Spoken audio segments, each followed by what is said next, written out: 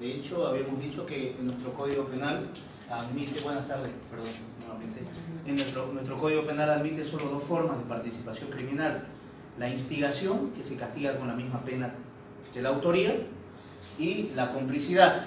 En la instigación, que no es una forma, huelga la aclaración de autoría, lo que caracteriza a la instigación es que, evidentemente, como en la coautoría y como en la autoría mediata, se trata de dos personas, de un instigador y de un instigado, ¿no? Como primer punto. Y el instigador tiene que tener la característica y la cualidad y una condición necesaria. ¿De qué se trata esa condición necesaria? De que el instigador determine en la voluntad del instigado a la realización del tipo penal, ¿no? A la realización del delito. Entonces, ¿cuál es la principal característica? Que en la instigación, anoche por ejemplo estuve en Oruro dando una conferencia sobre la responsabilidad penal de Evo Morales y García Linera en el proceso electoral fraudulento, y me hacían una pregunta respecto a la instigación y ahora se las desarrollo porque me pareció muy interesante.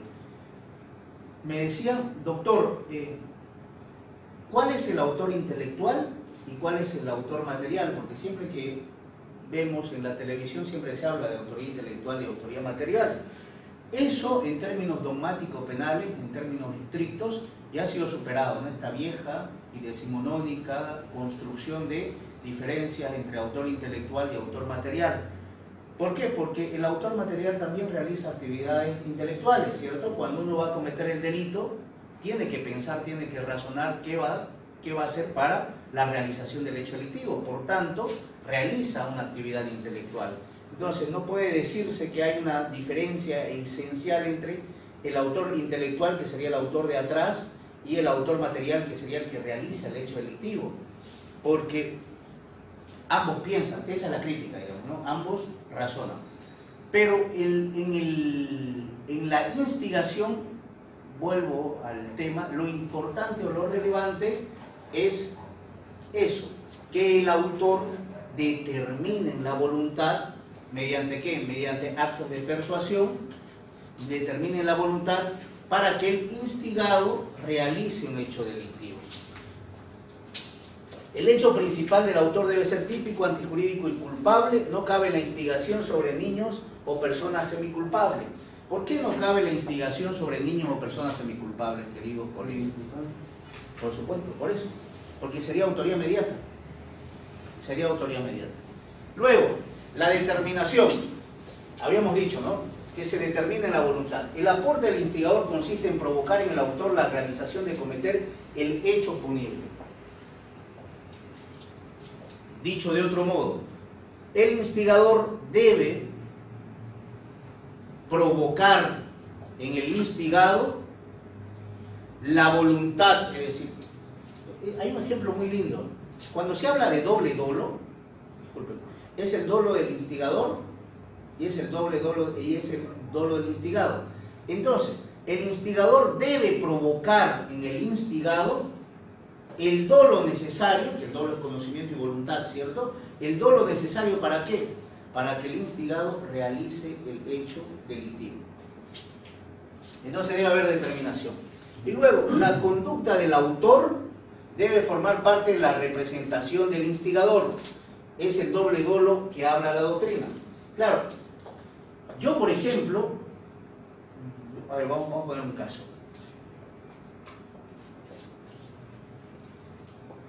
Supongamos que acá el doctor Agapito Alfírez, que recién pues, estamos teniendo un trato en la clase del máster. Pero el doctor Agapito Alfírez viene y me dice, mire doctor, usted me cae muy bien y me han pasado un video. Y dicen que es su señora la que aparece en el video, o su ex señora, no sé. ¿Ya? Y aparece pues con otra persona realizando actos de infidelidad, ¿no? Actos sexuales. Y entonces me enseña el video y además me dice su buena recomendación: mire, yo creo que ese tipo de mujeres no deben vivir, deben desaparecer de este mundo, y por qué pues no le da su escarmiento y la hace desaparecer. Total, ¿no? Una mujer infiel, una menos en este mundo, es mucho mejor, ¿no? Y pues hay otras cosas más, hay otros condimentos. Bien. Entonces yo voy y determina, yo voy, compro un arma, pero en el camino desisto de la realización del hecho delictivo y digo, no, lo que pasa es que la mamá es mi hijo. Entonces no la mataré, mejor le mato al muchacho con el que me fue infiel. Y voy y asesino o lesiono al muchacho. ¿Bien? Acá no habría instigación. ¿Por qué? Porque la conducta del autor debe formar parte de la representación del instigador. En otras palabras, el dolo y la determinación de la voluntad que realizó como instigador el doctor Agapito Alpire a Jerry Rojas era para que yo mate, lesione el bien jurídico vida de ¿quién? De mi ex esposa, no de el otro tipo. ¿Bien? Entonces eso por ejemplo debe ponerse, debe precisarse. Y luego la complicidad. En la complicidad, como todos creo que conocemos, ¿trajiste el examen? Sí. En la complicidad, como todos conocemos, la complicidad es una participación accesoria. Y nuestro Código Penal tiene dos regulaciones importantísimas. Incluso dos regulaciones importantísimas de cara a ser motivo de nulidad de sentencia o de cara a ser motivos de nulidad de imputación o acusación. ¿Por qué? Porque la primera parte de la complicidad importa una intervención delictiva en un hecho concreto, pero de modo accesorio. Dicho de otra manera, el cómplice colabora, coopera a la realización de un hecho delictivo, pero su participación es accesoria. ¿Por qué? Porque si aún esa participación no se hubiese desarrollado, el hecho delictivo se hubiese realizado. Bien, esa es la primera parte de la complicidad. El cómplice interviene en el hecho delictivo en el momento de la ejecución y consumación del hecho delictivo. ¿Se entiende, no? Primera parte, interviene. En la segunda parte, el hecho delictivo se realiza, el cómplice presta su cooperación o su colaboración, pero con promesa anterior. Dicho de otro modo, en un ejemplo, el hecho de robo, se asalta un banco, se escapa con la mercancía y 2 cuadras después, o 1 cuadra, o media cuadra, o ahí afuera, está ¿qué se llama? Un tipo con su moto, ¿no? Que le va a ayudar a evadir el tránsito y pues lo pondrá en un lugar sobre seguro. Claro, materialmente él no ha participado en el hecho delictivo de robo, pero ha prestado su ayuda con posterioridad, pero con promesa anterior. Esa promesa anterior podría significar, mira, si tú nos sacas de este lugar, tú vas a estar en la moto, te vamos a dar, qué sé yo, algo de lo que hemos robado en el banco. Entonces, la primera parte, para resumir, en la primera parte de la complicidad hay una intervención en la ejecución y en la comisión del hecho delictivo, y en la segunda es posteriormente a la realización del hecho delictivo, pero con promesa anterior. ¿Alguna pregunta hasta acá? ¿O está claro? Doctor, Dígame. ¿podemos diferenciar entonces claramente con la coautoría? Porque si había una promesa anterior y como que se ya planearon, digamos. No, pero claro, pero la diferencia esencial, doctor, está entre coautoría y complicidad en una cuestión muy simple. En la coautoría, la participación del coautor es indispensable, hemos dicho eso, ¿cierto? De modo tal que si alguien, por decir de nosotros 4 o de los 5 que estamos adelante, desiste, ¿verdad? Como es un aporte esencial, el hecho delictivo no se podría realizar. En cambio, la complicidad, ¿verdad? El hecho delictivo ya se realizó. Lo único que ha habido intervención en la intervención ha sido de colaboración accesoria, es decir, a título de cómplice, pero posterior a la realización del hecho delictivo. Eso. Bien, en los delitos de infracción de deber no es posible la participación, dice el profesor Jacobs, y si es posible, dice el profesor Roxy. ¿Ya? Ahora, claro, en los delitos de infracción de deber hemos dicho que son delitos especiales, ¿cierto? Que el autor está determinado por la tipicidad, por el tipo penal, servidor público, boliviano, boliviana, autoridad, juez, fiscal. Esos, claro, son de padre, madre. Esos son delitos de infracción de deber. La pregunta que aquí me surge, y acá les cuento una experiencia interesante hace un par de años atrás. ¿Se acuerdan del caso de Martín Belaúnde, de La Paz, del peruano, que estuvo en La Paz y que después fue extraditado o requerido por la justicia peruana, ¿no? Y se lo llevaron? Estaba el ministro Jorge Pérez. Cuando estaba Jorge Pérez de ministro, exactamente. Bien. Bueno, resulta, estaba Jorge Balda, el abogado de ese caso, ¿no? Pasé. Entonces resulta que yo recibo una llamada del doctor César Nakazaki Servigón, que había estado de asesor de los abogados del Perú, de este ex ministro que había, o ex político, Belaúnde, Martín Belaúnde. Bueno, entonces el profesor Nakazaki, y ahí fue donde lo estudié mucho más, este tema de los delitos de infracción de deber y fundamentalmente estas teorías extraídas de los delitos, ruptura del título de imputación o unidad del título de imputación. Porque me pregunta el profesor Nakazaki lo siguiente, me dice: Jerry, una pregunta, ¿ustedes cómo manejan la unidad del título de imputación y la ruptura del título de imputación en delitos de infracción de deber? Esa fue la pregunta. Yo no le entendía la pregunta, muy compleja. Le dije: no lo escucho bien. Entonces, te estoy repitiendo, Jerry, ¿cómo manejan la unidad del título de imputación y la ruptura del título de imputación? En otras palabras, ¿ustedes admiten la participación del extraños en un delito de infracción de deber y qué pena le corresponde? Eso. Yo agarré y le dije: mire, doctor, no sabía qué responderle, estoy conduciendo, llámeme en 1 hora por favor y le doy la respuesta. Entonces me dice: ya en 1 hora te voy a llamar. Agarré, me entré a mi biblioteca y me puse a estudiar para no quedar como burro. Entonces lo que me di cuenta es que el 24 del Código Penal, la incomunicabilidad es el 24, ¿no? Sí. El 24, en su última parte, acepta que se pueda castigar al partícipe, al extraños, en un delito de infracción de deber. ¿Bien? Acepta que se pueda castigar al extraños, al partícipe, en un delito de infracción de deber. Bien. Hasta acá hemos terminado la autoría y la participación. ¿Bien? ¿Alguna pregunta?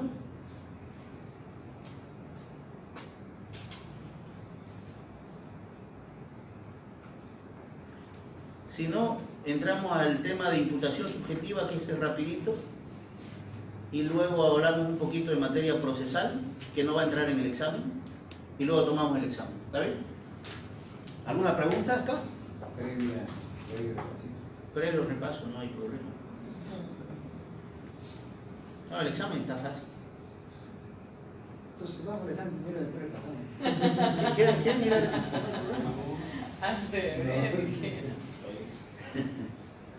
Tan fácil. Bien, imputación subjetiva. La imputación subjetiva, para ir rapidito, para poder desarrollar con la doctora, la imputación subjetiva, valga la aclaración, no es aquella imputación o atribución de responsabilidad penal que hace el Ministerio Público, digamos, genérica, vaga, infundada, ¿no? Sino que la imputación subjetiva sería el segundo paso de la imputación objetiva, el segundo escalón de la imputación objetiva. Primero hago imputación objetiva y luego, superando ese umbral, paso a la imputación subjetiva, es decir, a ver si el agente o el sujeto activo ha cometido el delito por dolo o por culpa. Esa es la imputación subjetiva. Es el reproche que yo le debo hacer a esta persona, a este sujeto, a título de dolo o a título de culpa. Si no hay dolo, no hay culpa, no hay responsabilidad penal. Si yo no le puedo atribuir a un sujeto la comisión del delito a título de dolo, porque no ha habido ni dolo directo ni dolo eventual, o a título de culpa, porque no ha habido ni culpa consciente ni culpa inconsciente, esa persona no puede ser responsable penalmente. En la moderna teoría de la imputación subjetiva se prescinde del dato psicológico, vale decir, no es lo importante lo psicológico, sino que el conocimiento relevante es el normativo. Fíjense, así como en la imputación objetiva construimos todo en base a roles y normativamente, que lo hemos avanzado a lo largo de la periodicidad de estas clases, En el ámbito de la imputación subjetiva también. ¿Por qué?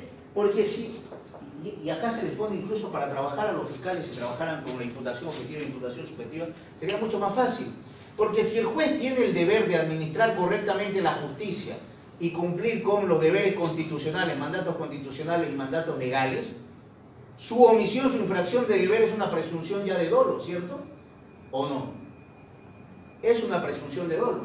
¿Por qué? Porque se supone que el juez cumple con el principio de idoneidad y todos aquellos principios que informan la administración al servidor público, 232 de la Constitución. Entonces, el conocimiento relevante es el conocimiento normativo. Zacarías dice, nadie lee la mente.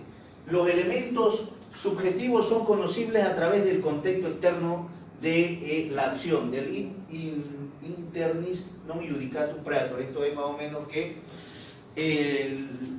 más importa, o el dato relevante es lo objetivo y no lo subjetivo. Los tipos de dolo. Hay dos tipos de dolo. El dolo directo, importante, y el dolo eventual. El dolo directo y el dolo eventual.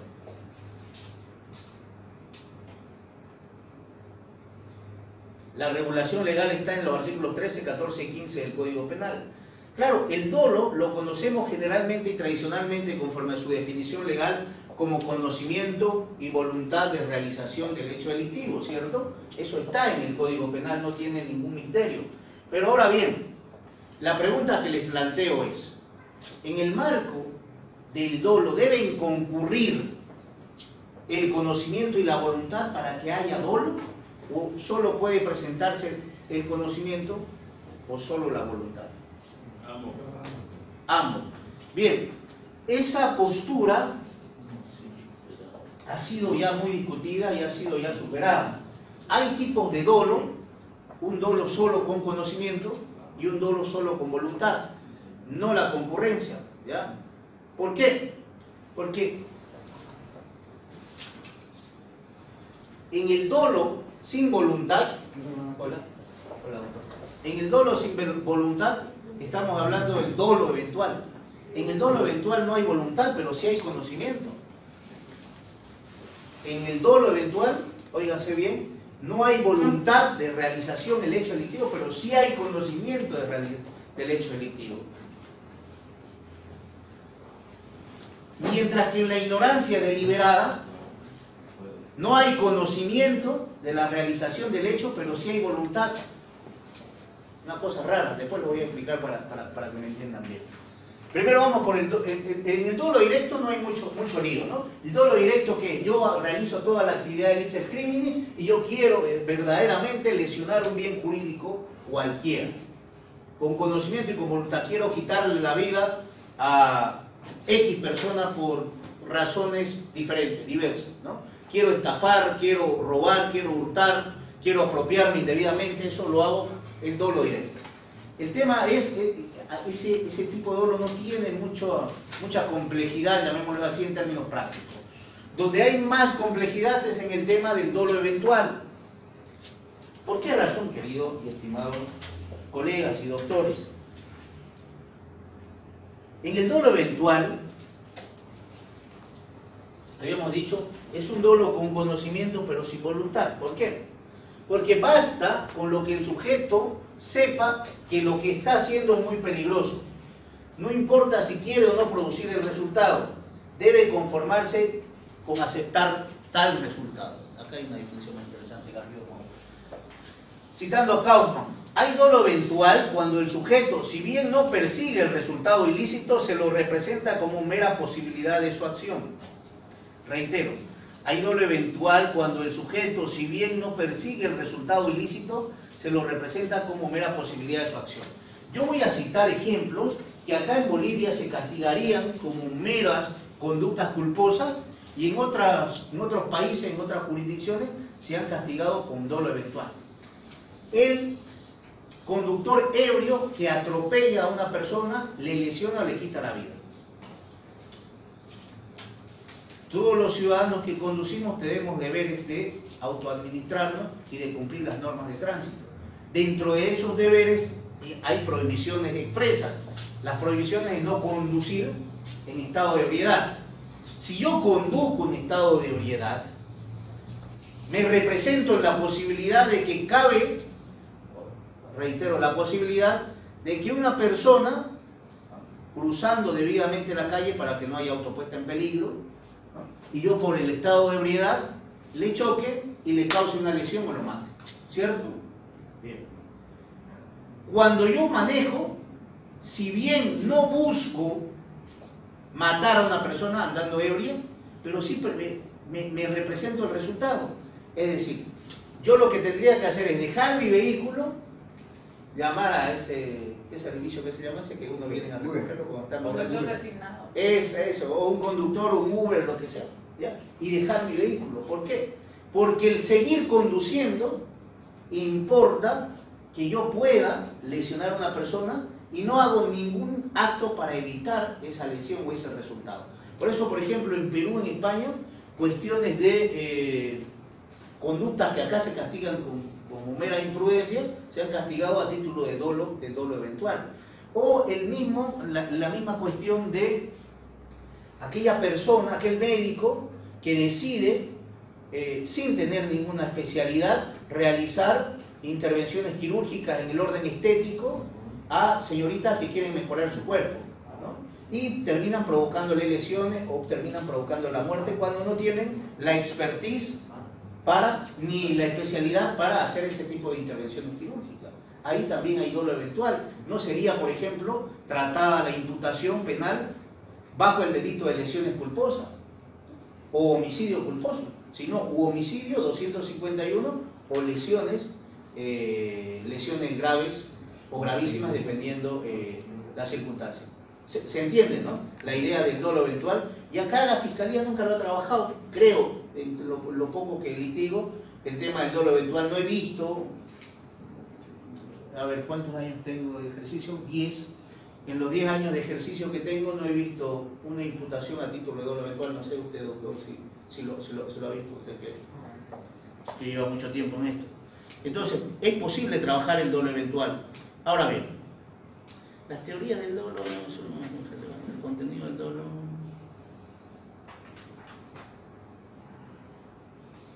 Bien, acá. ¿Es posible un dolo sin conocimiento? Sí, por supuesto que sí es posible, un dolo sin conocimiento. A Messi y a Cristiano Ronaldo se los condena por fraude fiscal a título de dolo, construyendo el dolo a partir de la teoría de la ignorancia deliberada. Eso. La teoría de la ignorancia deliberada, willful blindness, es una teoría que la jurisprudencia española coge de los tribunales norteamericanos, estadounidenses particularmente, que se manejan a partir de otro sistema, y construyen un dolo sin conocimiento.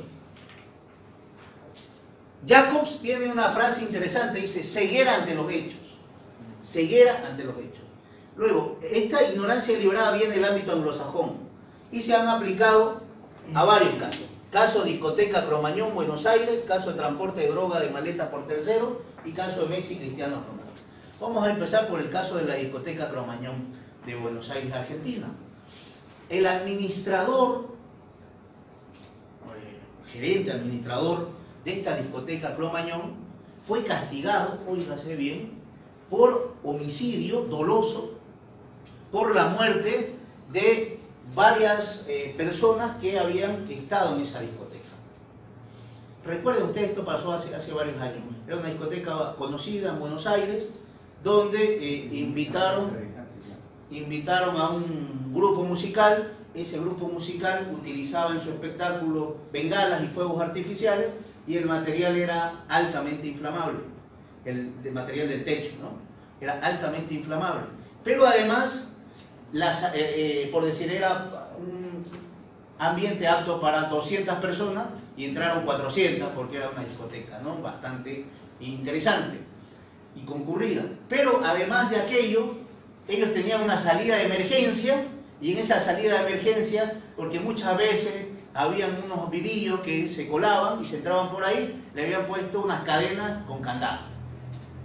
Cosa de que cuando empezó el espectáculo, hicieron el espectáculo de fuego de luces, salta una chispa al techo, al tumbado, y empieza a arderse, y muchos resultan lesionados y otros muertos como consecuencia del fuego, y mueren ahí quemados, ¿no? Entonces, la pregunta es, ¿existe imputación jurídico-penal a título de culpa por imprudencia o es un hecho que puede ser trabajado a título de dolo?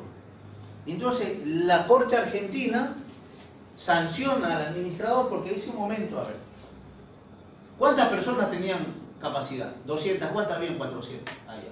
Luego, cumplían con los estándares y con las exigencias de tener sus, ¿qué se llaman? Los extintores, que estaba señalizada debidamente la salida de emergencia, estaba abierta la puerta de salida de emergencia, ¿no? Entonces, ¿cómo hacer culpa? Esto es dolo, ¿no? Y es una manifiesta ignorancia deliberada, es una ceguera ante los hechos. Porque, ¿qué ceguera? Se tapan los ojos y no ven la realidad. ¿Para qué?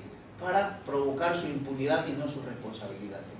Eso. Entonces, ¿cuáles eran los deberes que debió cumplir el administrador? Pues todo lo que acabo de decir, pero debió hacerlo de distinta manera, ¿cierto? Entonces, ahí le imputan justamente este tema de homicidio. Y el caso de transporte de drogas en maletas por terceros, eso es pues harto conocido.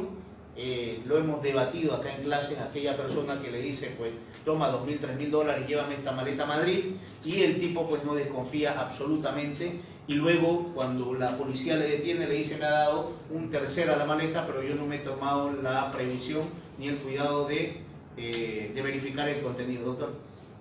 ¿No sería similar a lo que se conoce en nuestra legislación boliviana, el deber de cuidado? Este ejemplo que usted coloca en lo que es ignorancia liberada. Me explico.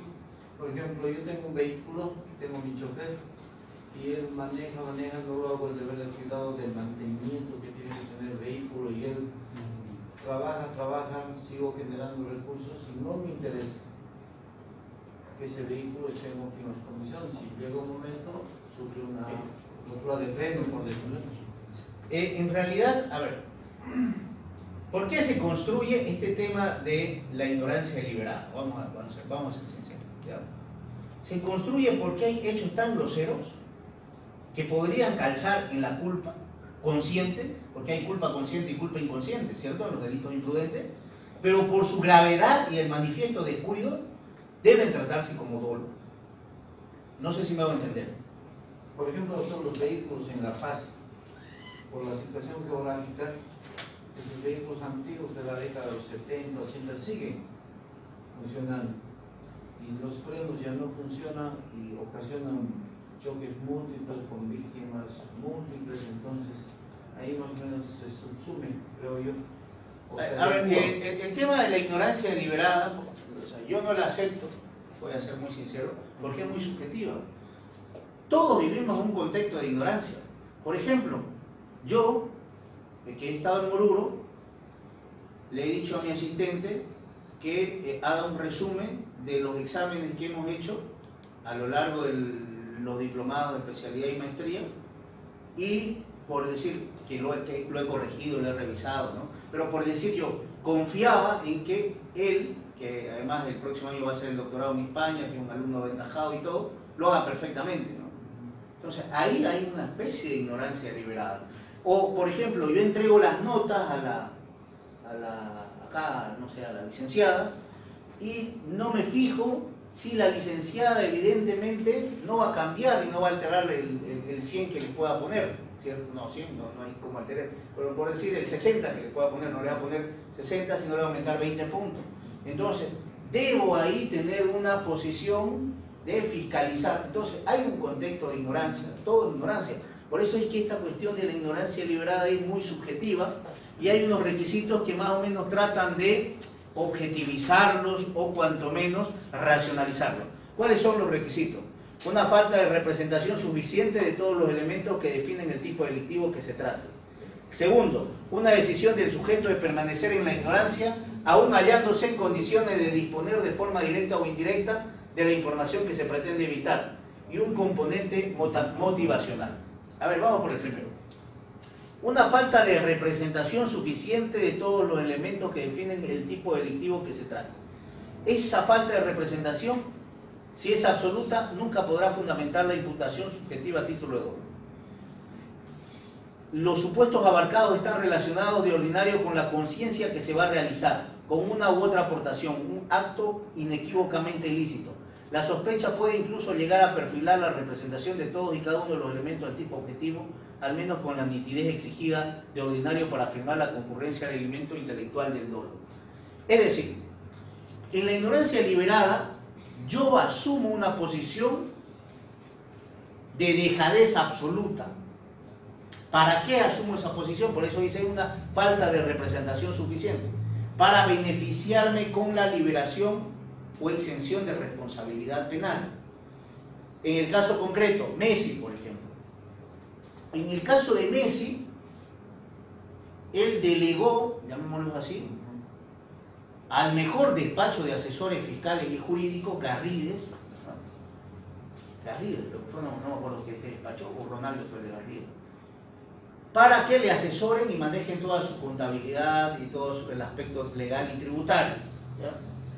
Lo que se le reprocha a Messi es que resulta raro que él no se hubiese dado cuenta que se crean empresas offshore en paraísos fiscales para que toda la tributación por concepto de suscripción con marcas deportivas, publicidad y todo aquello, se tribute en esas offshore y no se tribute en el Reino de España. ¿Ya? Eso. Se le representa también porque Messi en su descargo dice, no, lo que pasa es que yo confío en mi papá. Mi papá, desde que yo era niño, es el que me ha manejado y obviamente los abogados, además tengo los mejores abogados. Y los abogados además le dicen que ese tema de tributación internacional es correcto. Por eso es que el caso de Messi tiene un componente más, no sé si político, pero un componente más simbólico de que no hay que evadir tributos en la administración de España, ¿no? Y lo mismo de Cristiano Ronaldo. Cristiano Ronaldo todavía más, porque Cristiano Ronaldo le dice, a ver, yo quiero que todo esté perfecto, que tributen perfectamente, pero además, miren, ¿cuánto me cobran? 300.000 euros al mes te cobramos porque asesorarte bien. Bueno, le voy a dar 30.000 o 50.000 euros más. Entonces, 350.000 euros. Pero no quiero que me moleste. Y él se dedica a jugar porque lo que sabe es jugar. Entonces, la ignorancia deliberada, fíjense, a partir de la construcción del funcionalismo penal, es una teoría que no tiene aceptación. Porque ¿cómo uno le va a exigir conocimientos especiales a un futbolista que lo único que sabe es patear cuero? ¿Cierto? No sabe nada de tributo.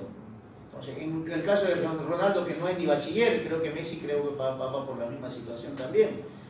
Esa es la cuestión de la ignorancia deliberada. Por eso dice acá, una decisión del sujeto de permanecer en la ignorancia, aún hallándose en condiciones de disponer de forma directa o indirecta de la información que se pretende evitar. ¿Qué se le dice? En el caso de Messi y Cristiano Ronaldo, pero ustedes lo que hubiesen hecho es al menos 1 o 2 veces al año decir, infórmenme cómo se está tributando, dónde se está tributando y por qué razones se está tributando en paraísos fiscales o en otro lugar y no así en el Reino de España. Y eso no lo hizo porque le preguntan, ustedes buscan en YouTube, declaración de Messi, declaración de Cristiano Ronaldo. Cristiano Ronaldo todavía es más jugado, ¿no? Agarra y lo hace poner nervioso incluso en la cueva. Entonces dice, ¿usted alguna vez le preguntó a su padre o a sus asesores cómo iba en este asunto? No, yo solo me dijo jugar. Y por eso fundan la ignorancia. Es decir, él lo único que le interesó es jugar y no le interesó su deber de ciudadano de contribuir legalmente a la hacienda pública. Prueba el dolo, la imprudencia. Bueno. Y por último, la culpa. Hay 2 tipos de culpa. Acá dice imprudencia, la culpa consciente y la culpa inconsciente. Es lo que estábamos hablando, riesgo permitido es importantísimo para los efectos de determinar la culpa. Hay normas escritas, normas no escritas en el ámbito del riesgo permitido. La infracción debe ser de un deber de cuidado previsible. Pero a ver, en la culpa consciente, ¿en qué se distingue la culpa consciente? De la culpa inconsciente. Y luego, ¿en qué se distingue la culpa consciente del dolo eventual? Son 3 cosas importantes. La culpa consciente es es la tradicional culpa. Por ejemplo, en el ámbito de la intervención quirúrgica, ¿no? El haber omitido seguir los deberes de cuidados asignados normativamente a través del protocolo. Eso es culpa consciente, ¿cierto? Culpa consciente. No hay ningún inconveniente. La culpa inconsciente, en muchos autores dicen que la culpa inconsciente es una cuestión que viola el principio de culpabilidad, porque en la culpa inconsciente yo no soy, valga la redundancia, consciente de la realización del hecho delictivo. A ver.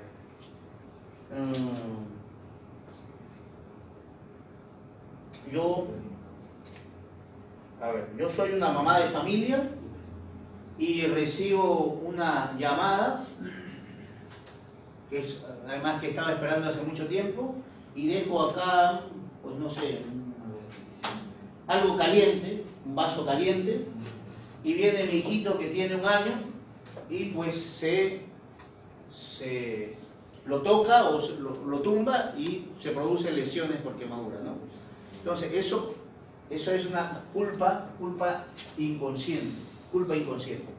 Muchos autores dicen que no se puede reprimir o reprochar penalmente eso, y hay otros que sí admiten, y el Código Penal sí admite obviamente la sanción a esa forma de culpa. Incluso si alguien le puede dar lectura al tema de la culpa. El acto de liberar en causa es otra cosa distinta, no es que yo me pongo en situación de inimputable para cometer delito, ¿no?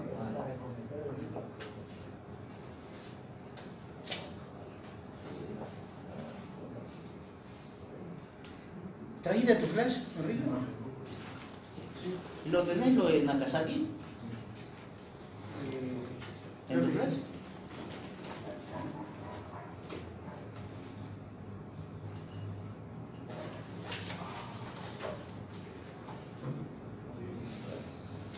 Bueno, con esto hemos concluido. A ver, vamos a ver si hay una información que quiero que... Entonces, el señor abogado, el doctor Atencio Sotomayor Ronald, por el imputado Iparraguirre Castillo. Asimismo, este procesado solicitó informe sobre hechos y a través del sistema videoconferencia desde ICA estamos en conexión. Función del delito ni siquiera posterior a la misma. Nagasaki Servidón César, por el imputado Pastor Valdivieso, presente el doctor Eric Gilmaray Mori, por la Procuraduría Anticorrupción. Este recurso de casación lo plantea el procesado Pastor Valdivieso. Realizando el debate del magistrado Leira Flores. Gracias, presidente.